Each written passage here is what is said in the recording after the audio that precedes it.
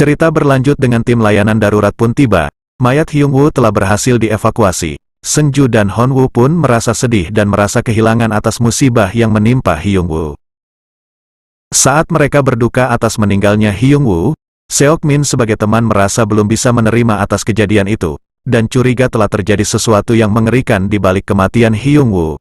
Meminta penjelasan kepada Seungju dan Honwoo, kenapa bisa terjadi. Sekian lama baru kali ini Tail Accounting memakan korban sampai meninggal.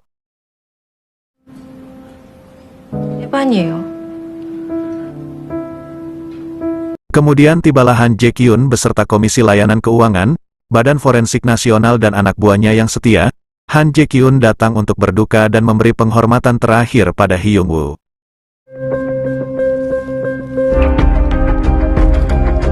Di lain tempat Lee Seung-ju menelepon Han Jae-kyun.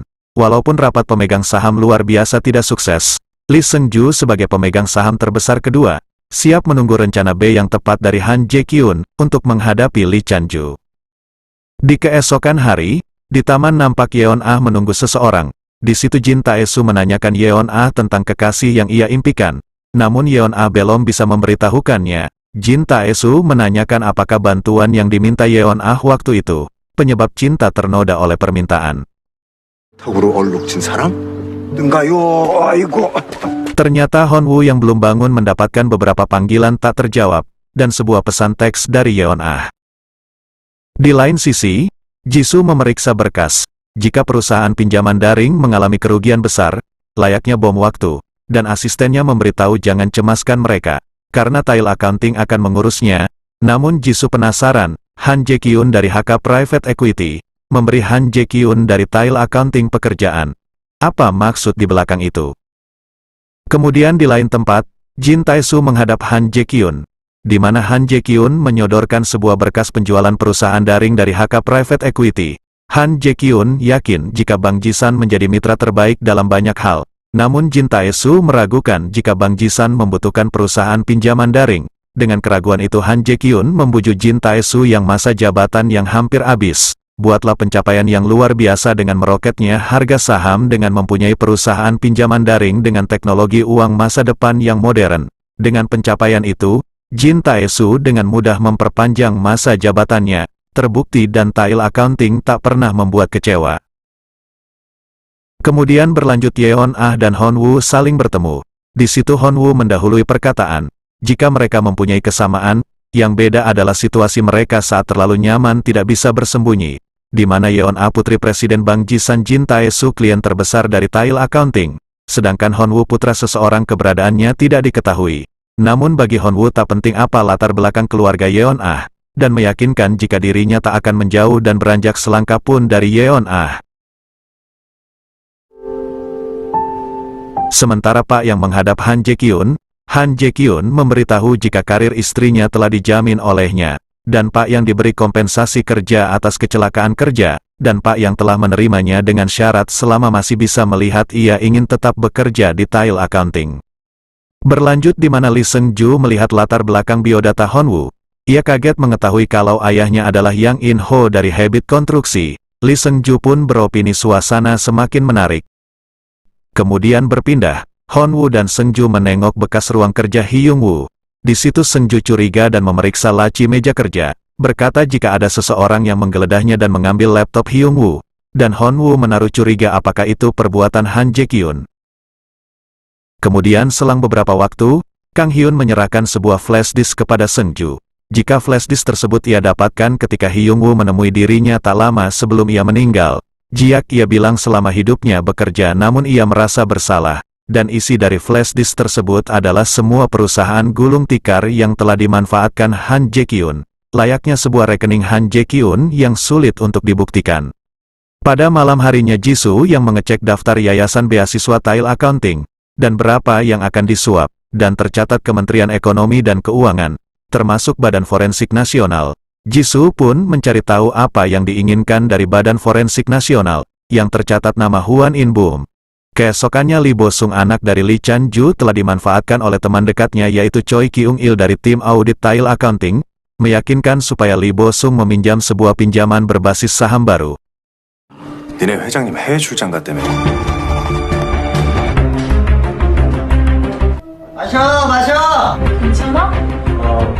dan akhirnya Lee Chanju marah besar terhadap anaknya, yang mana perbuatan Bosung itu telah mengacaukan semuanya, sehingga membuat harga saham turun, dan mengakibatkan saham Bosung yang berharga bagi ayahnya itu telah dilikuiditas, di saat ingin menghubungi Hon-woo. Lee Seung-ju pun datang. Lee Seung-ju merasa senang karena berkat Bosung keponakannya yang bodoh mudah diperdaya Lee Seung-ju menjadi pemegang saham sang A terbesar, yang ternyata Choi Kyung-il adalah utusan dari Lee Seung-ju.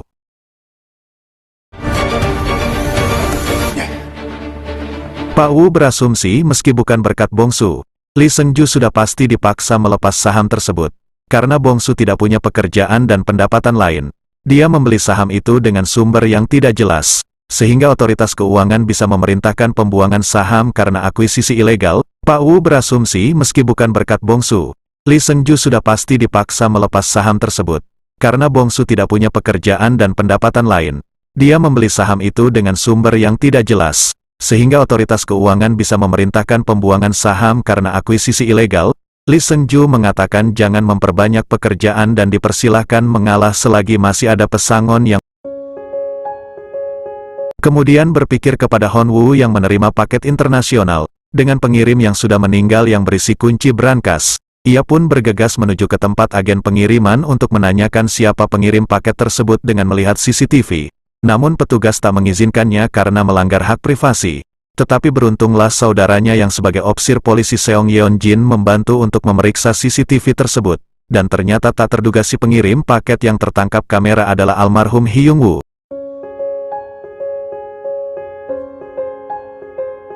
Keesokan harinya Hon-woo memberitahu Seung-ju paket tersebut jika pengirimannya ditunda dan dikembalikan via kurir internasional, dan Seung-ju berkata jika dia disuruh Han Jae-kyun untuk menggeledah kantor Hyung-woo.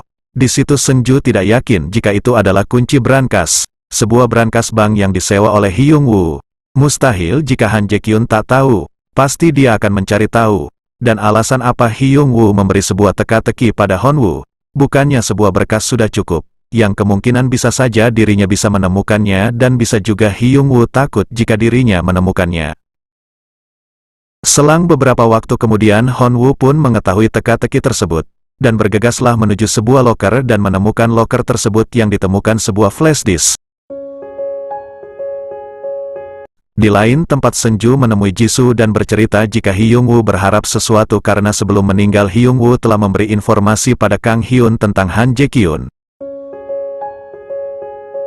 Sementara Hon-woo mendengarkan beberapa rekaman yang disimpan ke dalam flash disk yang telah disiapkan Hyung-woo, dengan beberapa arsip lainnya yang ia simpan di lokernya nomor 23 di saat menjadi pegawai baru, yaitu tidak ada yang peduli dengan loker anggota baru. Dan salah satu isi rekaman tersebut adalah ketika Pak Yang telah ditikam seseorang, sama persis dengan hasil arsip autopsi rumah sakit, yaitu penyebab kematian karena luka tusuk atau tikam di bagian perut.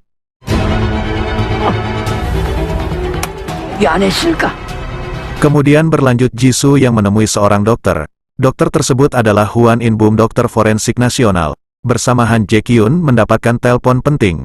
Di situ Jisoo meluruskan jika kematian ayahnya bukanlah bunuh diri melainkan dibunuh. Kenapa menerima suap dan berbohong dalam laporan autopsi? Hwan In-bum menjawab jika dirinya melakukannya bukan karena uang melainkan takut. Setelah itu Hon-woo menemui Jisoo, di mana Hon-woo memberitahu jika ia tidak mengenali orang yang melakukan itu pada Pak Yang In-ho. Saat dia tepat di sampingnya, Hon-woo berjanji akan membuatnya memohon dan merunduk. Lalu Seung-ju yang membawa dokumen mendatangi apartemen Jisoo, menyadari jika ada yang tak beres di kamar Jisoo karena kamar sudah berantakan. Kemudian Seung-ju diserang oleh dua orang yak tak dikenal. Jisoo yang tiba hampir ditikam. Jisoo pun diselamatkan Seung-ju dengan menahan pisau penjahat tersebut. Demi keselamatan Jisoo, Jisoo pun diajak pulang oleh Hon-woo tinggal di rumah. 다들 가만히 좀 있어. 나 경찰인 거 알지? Kemudian pada malam harinya, Seung-ju, Hon-woo, Yeon A, Seong Yeon-jin berkumpul, mencari solusi untuk menyelamatkan perusahaan daring. Salah satu cara mereka harus melakukan penawaran kompetitif. Dengan kata lain, mereka harus mencari perusahaan agar bisa memperkerjakan mereka, sehingga Moray bisa melakukan penawaran kompetitif tersebut. Dan di saat genting itulah muncul Kang Hyun untuk membantu mereka, dengan kata lain mencegah Han Jae-kyun melampaui batas keserakahannya. 형은 Dan di pagi hari, Senju dan kawan-kawan mendapat kabar, jika mereka menjual tanpa mengetahui data, maka Bang Jisan akan menumpuk hutangnya, yaitu seiring berjalannya waktu Bang Jisan harus membayar kembali uang kepada banyak orang. Tak lain Han Jae-kyun berniat membuat Bang Jisan terlibat masalah. Yang menjadi masalah adalah Han Jae-kyun mempunyai hubungan dengan Komisi Pelayanan Keuangan, di mana HK Private Equity membagikan sertifikat paten sehingga Komisi Layanan Keuangan memihak mereka, yang mana tujuan sejak awal Han Jae-kyun adalah Bang Jisan. Sangat berbahaya jika seseorang tak memenuhi syarat mengambil alih bank. Jika berhasil mengambil alih, Han Jae-kyun bisa mengendalikan rakyat dengan perusahaan pinjaman. Lebih berbahaya lagi, ia bisa mengendalikan pemerintahan. Dan tinggal waktu Han Jae-kyun mengendalikan perekonomian negara. Setelah itu Hon-woo mau nggak mau memberi hasil autopsi Pak Yang In-ho pada Senju, sambil menyalakan rekaman Hon-woo. Jika kematian Pak Yang In-ho telah dibunuh, pembunuhnya adalah Hyung-woo atas perintah Han Jae-kyun. Dan Senju pun merasa sedih karena hal ini telah diketahui Jisoo. Lalu mereka bertemu dan tanpa kata yang banyak Senju meminta maaf karena memiliki ayah yang seperti itu. Jisoo memaklumi hal itu dan tak ingin Senju memberi keputusan yang gegabah. Karena itu bukan salah Senju. Dan berlanjut Senju menemui sang ayah, bertanya satu hal untuk pertama dan terakhir. Apakah untuk mendapatkan tail accounting dan Bang Jisan sangat penting sehingga menukarnya dengan sebuah nyawa?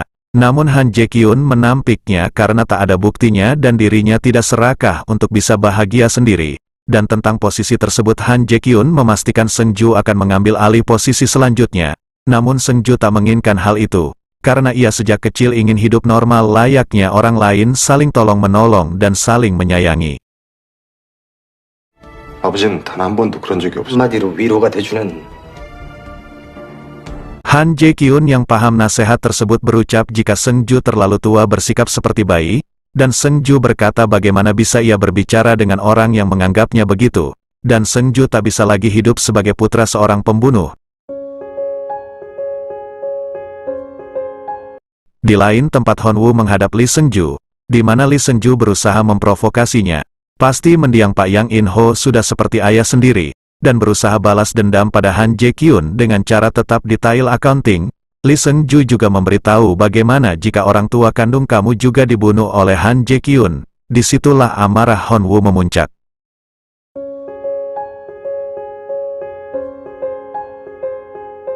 Dan Lee Senju memberi sebuah dokumen pada Hon-woo bagaimana orang tua kandungnya meninggal, serta diberi dua hasil pembukuan perusahaan yang berbeda untuk menutupi perencanaan konstruksi yang buruk untuk menggelapkan dana bangunan, dengan bekerja sama dengan Lee Chan-ju sebagai penjual bahan konstruksi. Yang tak lain itu sudah bermain-main dengan nyawa orang. Pada saat itu ayah Hon-woo sebagai pengawas konstruksi, dan Hon-woo masih kecil.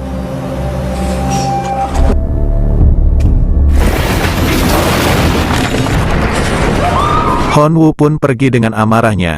Ia bergegas pergi untuk menemui Han Jae-kyun, meminta penjelasan tentang orang tuanya yang meninggal 20 tahun yang lalu. Meninggal akibat runtuhnya konstruksi bangunan yang buruk karena pengelapan dana konstruksi dan dua pembukuan yang berbeda.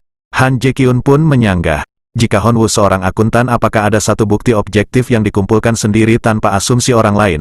Apakah sudah memeriksa tentang surat konfirmasi pengawas menyatakan konstruksi dibangun sesuai cetak biru? Opini wajar tanpa pengecualian menyatakan semua pembayaran dengan benar dan dukungan tepat. Merasa diri akuntan datang tanpa rencana dan rasa takut dengan membawa dokumen yang tak dapat dibuktikan, dan tak tahu posisi sudah berani sekali. Han Jae-kyun marah menyatakan hal itu adalah kesiapan diri Hon-woo untuk membayar atas kelancangannya. Di pagi harinya Yeon-ah menemui ayahnya untuk menasehatinya agar tidak membeli perusahaan pinjaman daring karena sangat mencurigakan. Namun Jin Tae-soo sang ayah berkata hal tersebut tidak akan menjatuhkan Bang Jisan. Jadi tak perlu mengkhawatirkannya. 필요가 없다는 결론을 내리면 양호합니다.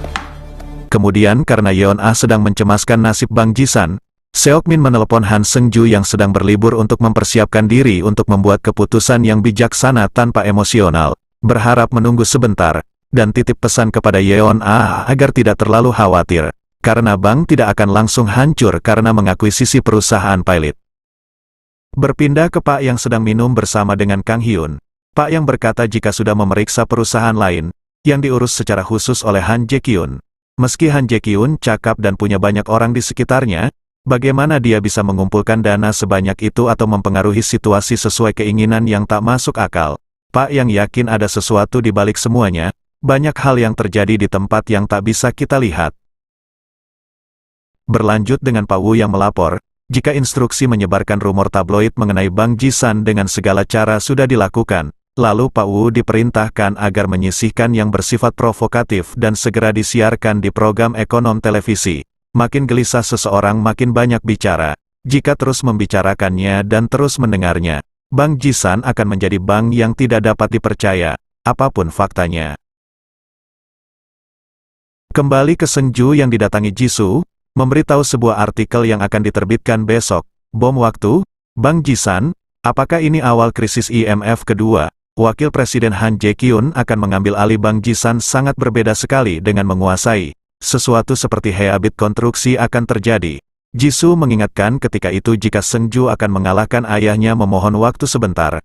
Namun di situ menegaskan bahwa Jisoo tak mau menunggu lama. Dan akhirnya berita pun diterbitkan jika Bang Ji-san akan berhenti memberi pinjaman pribadi karena kelalaian moral, dan para ahli menyuarakan kekhawatiran dan kritik, bahwa Bang Ji-san mendesak ke para konsumen biasa untuk berbagi beban kegagalan operasional mereka. Tim akuntan pun ikut merasakan kekhawatiran tersebut. Kemudian Seung-ju menemui Hon Woo yang frustrasi, memberi kata-kata terakhir, melihatmu berhenti adalah cocok untukmu, karena emosi yang tak terkendali, sampai-sampai berkelahi seperti anak kecil, membuat sia-sia perjuanganmu menjadi akuntan, dan kamu pernah bilang, meski kamu tidak bisa mengubah dunia, kamu tidak akan membiarkan orang yang membuatmu begitu hidup tenang. Namun apa mungkin, dengan keadaan dirimu sekarang, lupakan perasaanmu dan hadapilah kenyataan. Dan akhirnya kekacauan terjadi di Bang Ji-san, yang mana Jin Tae-soo berusaha meyakinkan kepada salah satu nasabah bank. Entah apa yang terdengar, bahwa Bang Ji-san tidak mempunyai masalah. Apa yang dikatakan di media sosial hanyalah rumor yang tak berdasar, maka percayalah pada Bang Ji-san. Namun nasabah tersebut tetap tidak percaya dan mengkhawatirkan dana pensiunnya hilang. Resiko berada pada nasabah perusahaan, saldo mereka tinggi, dan jika ada penangguhan pembayaran itu membuat operasi mereka berhenti, jadi membuat panik mereka, dan sebuah hadiah dari Jisoo untuk Seung-ju atas kembali bekerja, muncullah sebuah berita baru.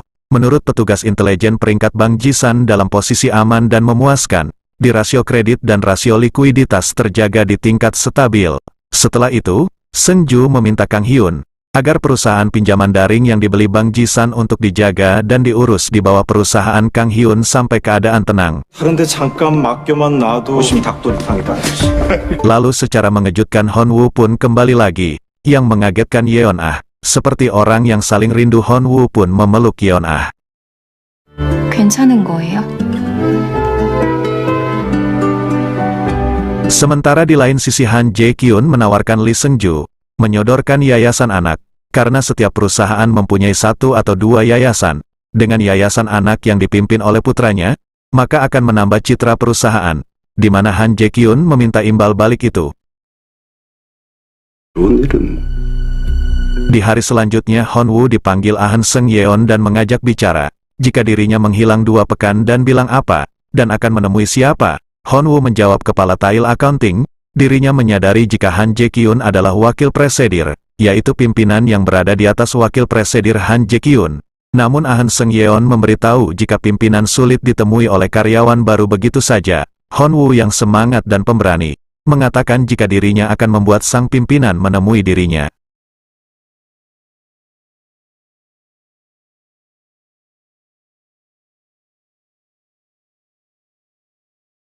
Di ruang arsip Hon Woo yang meriksa dokumen Sang Ah, di mana anak perusahaan menyumbang puluhan juta pada Yayasan Anak Nuri, di mana Yayasan Anak Nuri memiliki 4,9% korporasi Sang Ah, melebihi apa yang dimiliki oleh anak Lee Chan-ju, Lee Bo-sung. Tak lain ada sesuatu yang besar di balik semua itu.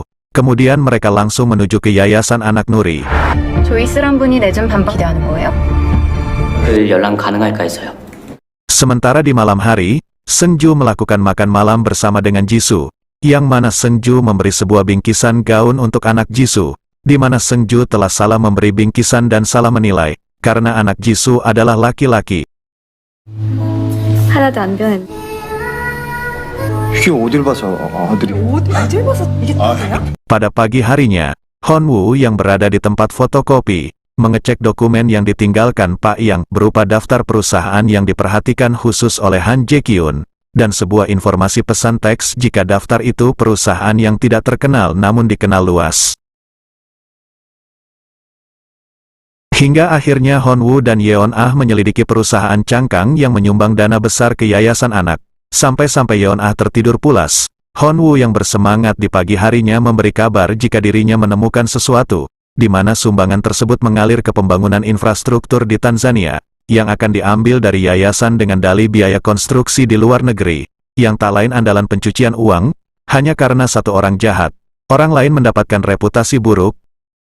Saat Hon-woo membaca tabloid untuk mencari sebuah informasi, ia menemukan penyintas runtuhnya sang konstruksi yang bernama Yo Moon-il. Hon-woo pun menghubungi nomor yang tertera untuk mendapatkan informasi selebihnya, dan Hon-woo mendapatkan sebuah alamatnya, berharap Hon-woo bisa menemukannya. Di situ Yeon-ah yang manis siap menemani untuk mencari penyintas tersebut sampai ketemu, walaupun butuh 10 kali atau 100 kali percobaan pencariannya.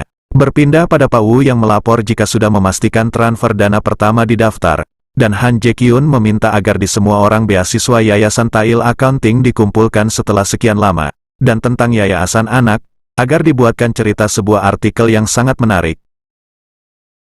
Dan berita pun melaporkan jika Kejaksaan dan Badan Keuangan melakukan penggeledahan dan penyitaan Yayasan Anak Nuri, tempat pimpinan grup sang ahli Seungju menjabat. Di situ semua orang fokus pada penggeledahan pertama, di mana pimpinan Lee Seungju sangat terlibat dalam penyalahgunaan donasi, tetapi juga terlibat dalam pemilihan anggota dewan dan pegawai, yang akan sulit dihindari dalam tindak hukum atas tuduhan korupsi yang sedang diselidiki.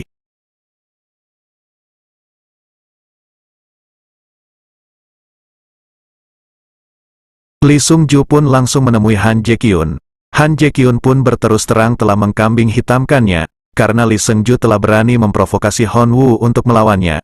Maka Han Jae-kyun tak tinggal diam untuk menjatuhkannya lagi. Seperti di masa lalu ia didorong ke pabrik tepung. Tak tinggal diam Lee Seungju pun mengancam Han Jae-kyun. Setidaknya dirinya menjadi penghalang ketika jatuh. Maka tunggulah. 땐 가더라도 이성주. 기대해. Di malam harinya Hon-woo pun benar-benar telah ditemui pemimpin di atas pimpinan Han Jae-kyun. Karena sebuah unggahan Hon-woo.